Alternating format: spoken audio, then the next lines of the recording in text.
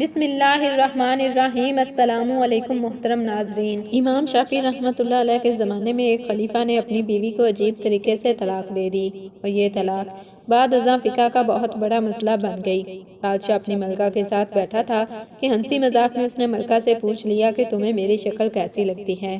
ملکہ جو بادشاہ کی عزیز ترین بیگم تھی وہ مذاق کے موڈ میں بولی، مجھے آپ شکل سے جہنمی لگتے ہیں۔ یہ فقرہ سننے کے بعد بادشاہ کو غصہ آ گیا اور بولا، میں اگر جہنمی ہوں تو میں تمہیں 3 طلاقیں دیتا ہوں۔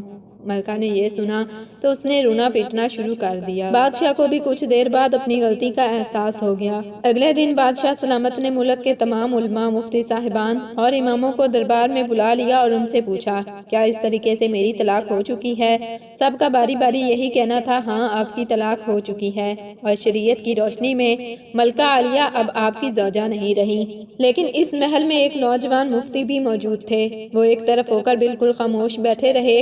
بادشاہ نے ان سے بھی یہی سوال پوچھا تو انہوں نے عرض کیا، جناب یہ طلاق نہیں ہوئی کیونکہ آپ نے مشروط طور پر کہا تھا کہ اگر میں جہنمی ہوں تو میں تمہیں 3 طلاقیں دیتا ہوں، اور ابھی تک یہ طے نہیں ہوا کہ آپ جہنمی ہیں کہ نہیں ہیں۔ آپ کو اگر کوئی شخص جنتی ہونے کی گارنٹی دے دے تو آپ کی یہ طلاق نہیں ہوگی۔ بادشاہ سلامت نے جوشیلے انداز میں پوچھا، لیکن مجھے اس چیز کی گارنٹی کون دے گا؟ سب علماء کرام نے اس سوال کے جواب پر اپنے سر جھکا لیے کہ دنیا میں کون شخص جنتی ہے اور کون جہنمی ہے اس کی کوئی گارنٹی نہیں دے سکتا۔ اس نوجوان مفتی نے جب تمام علماء کرام کو خاموش دیکھا تو وہ بادشاہ سلامت سے مخاطب ہوا، بادشاہ سلامت، میں آپ کو یہ گارنٹی دے سکتا ہوں، لیکن اس کے لیے میں آپ سے ایک سوال پوچھوں گا۔ اگر آپ کا جواب ہاں ہوا تو میں آپ کو جنتی ہونے کا سرٹیفکیٹ دوں گا۔ بادشاہ نے کہا، ہاں پوچھو۔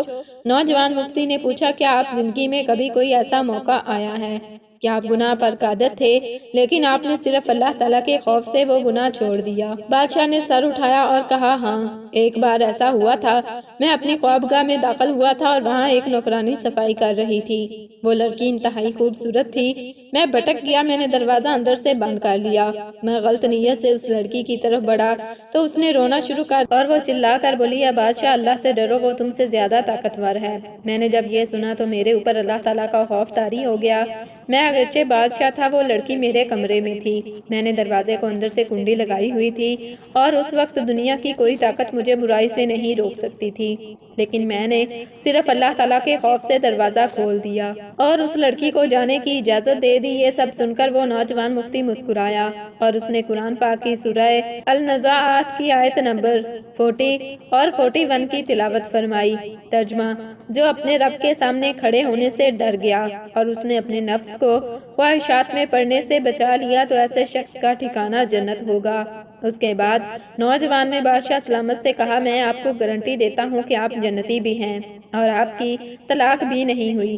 عزیز دوستو، مسلمان ہونے کے ناطے ہم ہر وقت جنت کے متلاشی ہوتے ہیں، لیکن آپ اس واقعے سے اندازہ لگائیے کہ جنت تو ہر وقت ہمارے سامنے موجود ہوتی ہے۔ اس کے لیے صرف ایک چیز کی ضرورت ہوتی ہے اور وہ یہ کہ ہم خوف خدا کی وجہ سے ہر اس گناہ سے توبہ کریں جس کو کرنے کی ہمارے اندر طاقت اور قدرت موجود ہوتی ہے۔ اللہ تعالیٰ ہمیں اپنے خوف میں مبتلا رکھے اور ہر قسم کے گناہ سے بچائے رکھے، آمین۔ اگر ویڈیو پسند آئی ہے تو میرے چینل کو سبسکرائب، ویڈیو کو لائک اور شیئر کر دیں اور کمنٹ باکس میں اللہ تعالیٰ کے 99 ناموں میں سے ایک نام ضرور ٹائپ کریں۔ جزاکم اللہ خیرا کثیرا۔